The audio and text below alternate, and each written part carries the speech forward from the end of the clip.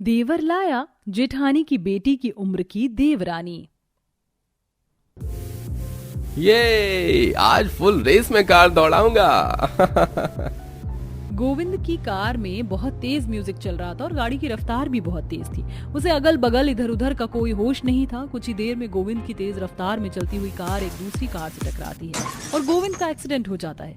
गोविंद फौरन अपनी गाड़ी से उतरकर दूसरी गाड़ी की तरफ जाता है, जहां वो देखता है कि उस गाड़ी में एक बूढ़ा व्यक्ति पूरी तरह से घायल हो चुका है और उसकी एक छोटी बेटी भी है जिसकी उम्र 14 साल है।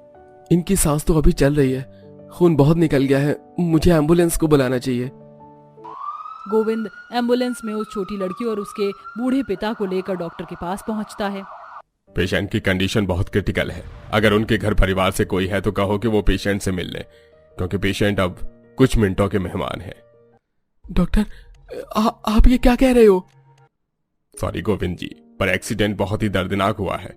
इनका सारा खून निकल चुका है, शरीर के अंदर अंदरूनी जख्म हुए हैं जो अब कभी ठीक नहीं हो सकते।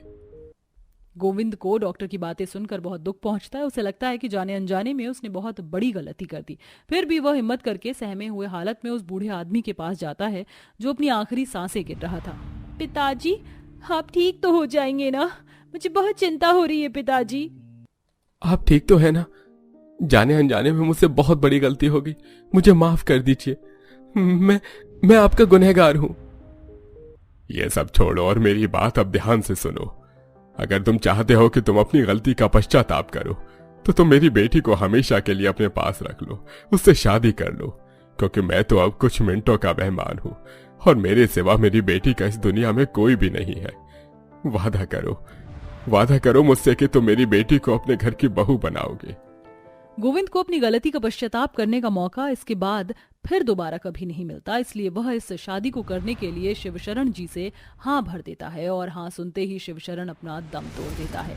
पिताजी, आंखें खोलो पिताजी, मेरी ओर देखो पिताजी। कनक के पिताजी के गुजर जाने के बाद गोविंद कनक से शादी कर लेता है और अपनी बीवी बनाकर उसे अपने घर लेकर आता है। अरे ये छोटी दुल्हन कौन है चाचा आपके साथ? तभी वहां पर अनन्या आती है। अरे देवर जी, ये छोटी बेटी किसकी उठाकर ले आए हो आप अपने साथ? ये किसी की बेटी नहीं है भाभी, बल्कि मेरी बीवी और आपकी देवरानी है। तभी पीछे से सुषमा ये सारी बातें सुनकर कहती है, तेरा दिमाग खराब हो गया है, माथा पगला गया है, ये कैसी बहकी बहकी बातें कर रहा है? ये छोटी लड़की तेरी बीवी है? हाँ माँ, धर्म पत्नी है मेरी और भाभी की देवरानी भी। घर के अंदर आने तो फिर सारी बातें बताता हूँ। गोविंद एक एक करके सारी सच्चाई बताता है कि किस परिस्थिति में गोविंद को उस छोटी लड़की से शादी करनी पड़ी। माँ, मुझे नहीं लगता कि मैंने कोई गलती की है। मेरे पास और कोई चारा नहीं था अपनी गलती का पश्चाताप करने का। मैं समझ सकती हूँ देवर जी आपकी बातें, और मुझे अपनी बेटी की उम्र की अपनी देवरानी से कोई गिले शिकवे नहीं है। तुम जेठानी और देवर का दिमाग खराब हो गया क्या? तुम्हें पता भी है समाज क्या बोलेगा कि जेठानी की बेटी की उम्र की देवर देवरानी लेकर आया है? मैं सबको क्या जवाब देती फिरूंगी? अब जहां अनन्या को उसकी देवरानी से कोई दिक्कत नहीं थी, वहीं उसकी सास सुषमा को बहुत गुस्सा आ रहा था उस छोटी लड़की को अपने घर में देखकर। अगले दिन सुबह कनक अपने कमरे में सो रही होती है, तभी अनन्या उसके कमरे में जाकर उसे प्यार से उठाते हुए कहती है, देवरानी जी, वो मेरी प्यारी देवरानी जी, देखो दिन चढ़ गया है, अब उठ जाओ। उठ रही हूँ। हाँ, उठ जाओ और तैयार भी हो जाना। कनक उठकर नहाती है और अपने कमरे में आती है, जहां पलंग पर उसकी जेठानी ने एक सुंदर सी साड़ी उसके लिए निकाल कर रखी होती है, लेकिन कनक बहुत कोशिश करती है और फिर भी उस साड़ी को नहीं पहन पाती। बहुत देर हो जाने के बाद अनन्या उसके कमरे में आती है। क्या हुआ मेरी प्यारी देवरानी जी, आप तैयार क्यों नहीं हो पाई अब तक? इसको कैसे पहनना है? मुझे तो ये पहनने ही नहीं आता है। माँ भी नहीं थी मेरी तो किसी ने कभी सिखाया ही नहीं। अरे तो घबराती क्यों हो, लाओ मैं तुम्हें सिखाती हूँ कि ये साड़ी कैसे पहनते हैं। अब अनन्या अपनी बेटी की उम्र की देवरानी को सुंदर सी साड़ी पहनाकर तैयार कर देती है और उसको लेकर रसोई में आती है। आज तुम्हारी पहली रसोई है, खाना बनाओगी? पर मुझे तो बनाना ही नहीं आता खाना। कोई बात नहीं, तुम्हारी जेठानी है ना, वो तुम्हें सिखा देगी। अब अनन्या कनक को खाना बनाना सिखाती है, जिसके बाद कनक हलवा बनाकर सबके लिए डाइनिंग टेबल पर परोसती है। अरे वाह, हलवा तो बहुत अच्छा बनाया है कनक तुमने। अब जैसे ही सुषमा को पता चलता है कि ये हलवा कनक ने बनाया है तो वह हलवे को थूकते हुए कहती है, क्या जरूरत थी अनन्या तुम्हें इस लड़की से हलवा बनवाने की? मुझे इस लड़की के हाथ का पानी तक पसंद नहीं है और तुमने मुझे ये हलवा खिला दिया। सुषमा खाने पर से उठकर अपने कमरे में चली जाती है। 1 से 2 दिन गुजरते हैं कि तभी गोविंद की बहू को देखने आस पड़ोस के कुछ लोग घर आते हैं। अरे अनन्या बहू, तेरी देवरानी कहाँ है? आज उसकी मुंह दिखाई की रस्म थी ना। हाँ, आप लोग बैठे, मैं अभी अपनी देवरानी को लेकर आती हूँ। अनन्या अपनी देवरानी को लेकर सोफे पर बिठाती है, जिसे देख पड़ोस के लोग कहते हैं, अरे तेरे देवर का दिमाग खराब था क्या, जो अपनी जेठानी की बेटी की उम्र की देवरानी लाया है, और तूने भी उसे कुछ कहा नहीं। तुझे दिक्कत नहीं हो रही अनन्या अपनी बेटी की उम्र की देवरानी को घर में रखकर? सबकी बातें सुनकर कनक मायूस हो जाती है, जिसे देख अनन्या गुस्से में भड़कती हुई कहती है, नहीं, मुझे कोई दिक्कत नहीं है अपनी बेटी की उम्र की देवरानी को अपने घर में रखने पर, लेकिन आप लोगों को कुछ ज्यादा ही दिक्कत हो रही है। ऐसा लग रहा है मेरी देवरानी का दाना पानी आप लोग ही चला रहे, इसीलिए तो आप लोगों को मुझसे ज्यादा चिंता हो रही है मेरी देवरानी की। हम पर क्यों भड़कती है अनन्या, वैसे भी सच तो कड़वा ही होता है। कुछ देर बाद सभी लोग वहाँ से चले जाते हैं। देखा कैसे सारे समाज में अनन्या तेरी बेटी की उम्र की देवरानी ने मेरी बेइज्जती करवा दी। अरे पता नहीं किस मनहूस घड़ी में मेरे बेटे की गाड़ी इसके बाप की गाड़ी से टकरा गई, जो मेरे बेटे को ये कदम उठाना पड़ा। अब जिंदगी भर मुझे ये उल्हाना लोगों के मुंह से सुनना ही पड़ेगा कि देवर जेठानी की बेटी की उम्र की देवरानी घर लेकर आया है। सबकी बातें सुनकर कनक बहुत दुखी हो जाती है और वहां से अपने कमरे में चली जाती है। पीछे पीछे अनन्या भी वहां आती है। आखिर मेरी गलती क्या है पिताजी? हाँ तो हर कोई मुझे कुछ भी सुना कर चला जाता है। क्या हुआ कनक, रो क्यों रही हो? माँ जी की बात का बुरा मत माना करो, वो गुस्से में हैं, कुछ भी बोल देती हैं, पर दिल की बहुत अच्छी हैं। और रही बात आस पड़ोस के लोगों की, तो उनका तो काम है 36 तरह की बातों को बनाना। तभी अनन्या की छोटी बेटी अपने हाथ में डॉल लेकर खेलते हुए कनक के कमरे में आती है, जिसे देख कनक बहुत खुश हो जाती है और अपने आंसू को पोंछते हुए गीता के हाथ से वो डॉल को लेकर कहती है, मुझे भी खेलना है, मुझे गुड्डे गुड़िया का खेल खेलना बहुत पसंद है। क्या मैं तुम्हारी इस गुड़िया से खेल लूं? चलो साथ में खेलते हैं, मजा आएगा। ठीक है गीता, तुम अपनी छोटी चाची के साथ आराम से खेलो, लेकिन ध्यान रहे कोई बदतमीजी नहीं करनी है, और परेशान तो बिल्कुल नहीं। कुछ देर बाद गोविंद ऑफिस से आता है। अनन्या सबके लिए डाइनिंग टेबल पर खाना लगाती है। सभी लोग खाने को खाते हैं। चलो कनक, खाना तो तुमने फिनिश कर लिया, अब चलो कमरे में टाइम से आराम कर लो। नहीं, मैं नहीं सो रही आपके साथ, मैं तो गीता के साथ सोऊंगी और उसके साथ रात में गुड़िया से खेलूंगी। अरे जिद नहीं करते कनक, चलो आराम कर लो, गुड़िया के साथ तुम सुबह खेल लेना। इस गुड़िया को तुम अपने साथ ले जाओ कनक, और अपने ही कमरे में आराम करो। कनक गोविंद के साथ उस गुड़िया को लेकर कमरे में जाती है और कुछ देर खेलने के बाद कनक सो जाती है। ऐसे ही कुछ दिन गुजर रहे होते हैं। तभी एक दिन गोविंद बहुत परेशान होता हुआ घर में आता है और रात को कमरे में चक्कर काट रहा होता है। क्या हुआ आपको आज? आप अभी तक सोई क्यों नहीं? कोई बात है क्या? तुम अब तक जाग रही हो? मैंने तुम्हें कहा है ना कि तुम समय से सो जाया करो। और कोई बात नहीं है, वो बस थोड़ा सिर दर्द हो रहा था, इसलिए थोड़ा टहल रहा था। तभी कुछ दिन बाद घर में नोटिस आता है। ये तो घर खाली करने का नोटिस आया है, ये सब क्या है गोविंद? भाभी, मैंने पूरी कोशिश की थी कि आप लोगों को कुछ पता न चले, लेकिन क्या करें, अब कोई उपाय ही नहीं है। जो पैसे लेकर मैंने कंपनी शुरू की थी, वो कंपनी तो चली ही नहीं, और अब लोन के पैसे भरने के लिए भी मेरे पास कुछ नहीं है, इसलिए मुझे ये घर भी दांव पर लगाना पड़ रहा है।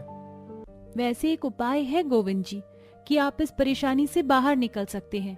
मेरे पिताजी की जायदाद और बैंक की नॉमिनी में मेरा नाम है, तो सारे पैसों पर भी मेरा ही हक है। मैं एक सिग्नेचर करूंगी और सब कुछ आपको मिल जाएगा।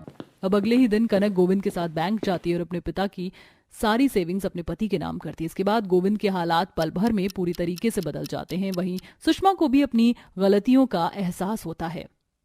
बहू मुझे माफ कर दे, आज तो मुझे खुद पर शर्मिंदगी महसूस हो रही है कि मैं तुझे कितना भला बुरा कहती थी, पर तेरे अच्छे सोच विचार के कारण ही आज हम अपनी बुरी परिस्थितियों से बाहर निकल पाए। कनक की इस मदद से सुषमा के विचार उसके प्रति हमेशा के लिए बदल जाते हैं और वह उसको अपनी बहू के रूप में स्वीकार कर लेती है। दीदी, इस कार का शीशा खोलते ही कितनी ठंडी हवा आई है ना? अरे मूर्ख, इस गाड़ी में एसी लगा होगा, उसी की ठंडी ठंडी हवा आई है खिड़की से। काश हमारे पास भी एसी होता तो हम भी एसी की ठंडी ठंडी हवा में रह पाते। जिनके पास रहने के लिए छत नहीं, खाने के लिए एक टाइम का खाना नहीं, वो एसी के सपने कैसे देख सकता है? ये भी ठीक कह रही हो दीदी। काजल और चंदा दोनों ही इस बारे में सोचकर उदास हो जाते हैं।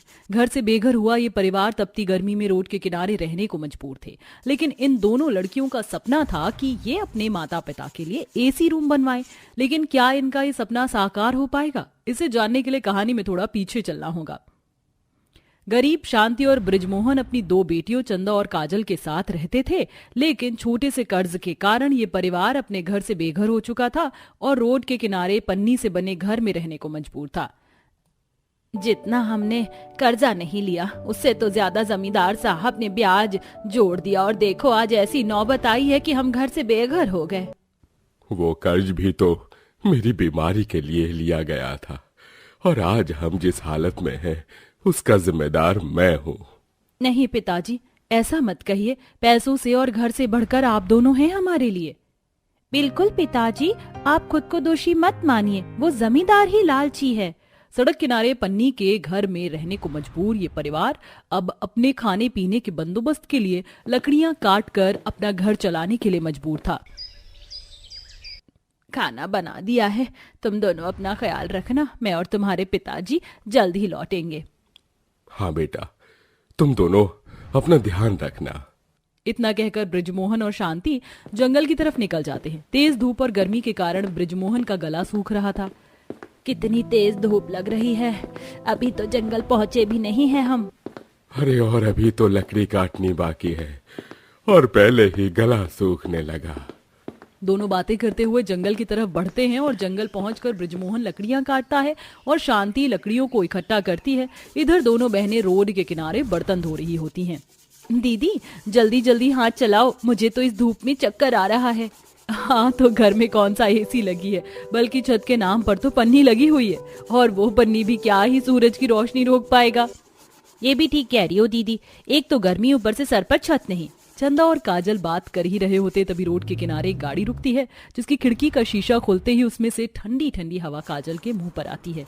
हा दीदी, क्या हवा है, इतनी ठंडी हवा, मजा ही आ गया। लेकिन ये क्या, इस गाड़ी से आ रही है?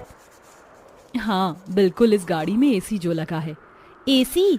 काश ये ठंडी ठंडी हवा वाली एसी हमारे पास भी होती, है ना दीदी? हाँ, क्यों नहीं। रहने के लिए सर पर छत नहीं है, खाने के लिए एक समय का खाना नहीं है, और तू बात कर रही है एसी की। ये भी सही कहा आपने, लेकिन मैं माँ और पिताजी के लिए एक दिन एसी वाला घर बनवाऊंगी। तू और तेरे सपने। चल अब बर्तन उठा और अंदर ले चल। दूसरी तरफ ब्रिजमोहन लकड़ियां काटने के बाद सर पर लकड़ियों का गठरा लेकर बाजार में बेच आता है, जिसके उसे कभी 30 तो कभी 40 और कभी 50 रुपए मिल जाया करते, जिसमें से वह 10-20 रुपए बचा लिया करता। इतने कम पैसे में एक वक्त का खाना जोड़ पाना मुश्किल है। आज भी लगता है सूखे चावल या फिर पानी के साथ रोटी ही खानी होगी। क्या कर सकते हैं, अब हमारी बच्चियां शादी लायक हो चुकी है। कल को अगर हम नहीं रहे तो उनका क्या होगा, और अगर पैसा रहा तो उनकी शादी तो हो जाएगी। शांति और ब्रिजमोहन घर आते हैं और अपने साथ आटा और चावल लेकर आते हैं, लेकिन ब्रिजमोहन आते ही नीचे बैठ जाता है। पिताजी, आप ठीक तो है ना? ये लीजिए पानी, बाहर धूप काफी ज्यादा है, इसी वजह से आपको चक्कर आ गया होगा। ये पानी भी ऐसा लग रहा है जैसे किसी ने उबाल दिया हो। बाहर धूप इतनी ज्यादा है कि एक कदम चल पाना मानो कितना मुश्किल हो गया हो। वो तो बस तेरे पापा हैं जो इतनी मेहनत से इतनी धूप और गर्मी में लकड़ियां काटने जाते हैं। ब्रिजमोहन, शांति और उनका परिवार गर्मी के कारण बेहाल हो चुका था। बाहर से लकड़ियां काट कर आने के बाद भी पन्नी से बने घर में उन्हें चैन कहाँ था। माँ, रोटी के साथ सब्जी क्या बनाई है? गर्मा गर्म रोटी को पानी में भिगोकर खाना है। आज फिर से सूखी रोटी? रात में तो सूखे चावल खाने को मिले थे। तुझे पता है ना घर की दिक्कतों के बारे में, फिर इतने सवाल। काजल अपने पिता की बात सुनकर रोटी खाने लगती है। ऐसे ही दिन बीत रहे थे। गर्मी और गरीबी दोनों ने ही इस परिवार की जान ले रखी थी। हर दिन ब्रिजमोहन लकड़ियां काट कर जैसे तैसे घर चला रहा था, और उन कुछ पैसों में से वो कुछ पैसे बचा भी रहा था ताकि बेटियों की शादी के लिए दिक्कत ना हो। शांति, आज तो ये कुछ लकड़ियां ही इकट्ठा हो पाई है। मुझे लगता नहीं बाजार में इसके अच्छे दाम मिलेंगे। पहले कौन सा ज्यादा मिलते थे। तपती धूप में ब्रिजमोहन लकड़ियां बेचने तो जाता है, लेकिन उन लकड़ियों के मात्र उसे 10 रुपए मिलते हैं, जिससे वह राशन पर खर्च करने की बजाय बचा कर रख लेता है। अब देर शाम माँ, घर में राशन तो है नहीं। अरे बेटा, आते वक्त मुझे सड़क किनारे गाय के लिए डाली हुई रोटियां मिल गई थी, वही लेकर आई। शांति के बोलते हुए आंखों में आंसू थे, लेकिन वह कर भी क्या सकती थी। मजबूरी ऐसी कि उसे कूड़े की फेंकी हुई रोटी खानी पड़ रही थी। ऐसे ही समय बीत रहा था कि एक रोज, जल्दी जल्दी रोटी बना, कितनी गर्मी लग रही है। हाँ हाँ, बना ही रही हूँ। कितनी संस्कारी लड़कियां हैं और मेहनती भी। पन्नी के घर में रहने के बाद भी कोई शिकायत नहीं है और कितने लगन से अपने घर वालों के लिए मेहनत कर रही हैं। काश ये मेरे घर की बहू होती। अगले दिन जब सभी घर में होते हैं तो उनके घर के बाहर एक गाड़ी रुकती है जिसमें से एक आदमी निकलता है। जी कहिए साहब। अरे नहीं नहीं, हाथ मत जोड़िए, हम तो आपसे रिश्ता जोड़ने आए हैं। दरअसल आपकी दोनों बेटियों को मैं काफी दिनों से देख रहा हूँ। बहुत सुंदर और सुशील बच्ची हैं और मैं चाहता हूँ कि आप मेरे बेटों की शादी आप अपनी बच्चियों से कर दें। साहब, क्यों मजाक कर रहे हैं गरीबों के साथ? कहाँ आपकी एसी वाली गाड़ी और कहाँ हमारा पन्नी का घर? तो क्या हुआ, आप इंसान नहीं हैं? अब बातचीत के दौरान ही रिश्ता पक्का कर दिया जाता और 10 दिन के अंदर ही बृजमोहन की बेटियों की शादी एक ऐसे घर में होती है जिस बारे में सपने में भी किसी ने नहीं सोचा था। अमीर परिवार, आलीशान घर। दीदी, ये घर कितना बड़ा है, यहाँ तो हर कमरे में एसी लगा है। वही तो मैं भी कह रही हूँ, कहाँ ये लोग हमारे साथ मजाक तो नहीं कर रहे? मुझे अभी भी विश्वास नहीं हो रहा। बिल्कुल भी नहीं काजल। और भाभी, पिताजी को तो आप लोगों में संस्कार और सादगी नजर आई, इसलिए उन्होंने आपको इस घर की बहू बनाया और इसमें हमारी भी रजामंदी थी। हाँ हाँ, मेरी इस घर में चलती ही कहाँ है। सड़क पर रहने वाली लड़की को इस महल की बहू बना दिया और इन्हें विश्वास नहीं हो रहा। माँ बिना। काजल और चंदा के ससुराल में उनके पति ससुर में सभी के लिए इज्जत थी, लेकिन काजल और चंदा की सास उन दोनों को पसंद नहीं करती। ऐसे ही काजल और चंदा की शादी को कुछ दिन बीत जाते हैं। दीदी, अब तो हमारी शादी हो गई, लेकिन मुझे माँ और पिताजी की काफी चिंता हो रही है। मुझे भी। और तू तो जानती है, हमारा हमेशा से सपना रहा है कि हम अपने माँ और पिता के लिए एक सुंदर सा घर बनवाएं, एसी रूम वाला। काजल और चंदा को अपने बूढ़े माँ बाप की चिंता थी। समय के साथ काजल और चंदा के ससुर उन दोनों को अपनी कंपनियों में काम देते हैं ताकि वह भी उनके काम में हाथ बटाएं। आप दोनों हमारे काम को अच्छे से संभाल रहे हैं। उम्मीद है हम सब मिलकर जल्दी एक नई कंपनी बनाएंगे।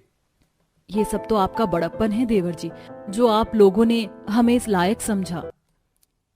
चंदा और काजल को अपने माँ और पिता की चिंता हो रही थी, लेकिन उनसे मिले उन्हें काफी समय हो गया था। और अब एक रोज पुनीत अपनी गाड़ी से शांति और बृजमोहन को घर लेकर आता है। ये घर तो नया है बेटा, कोई नजर नहीं आ रहा।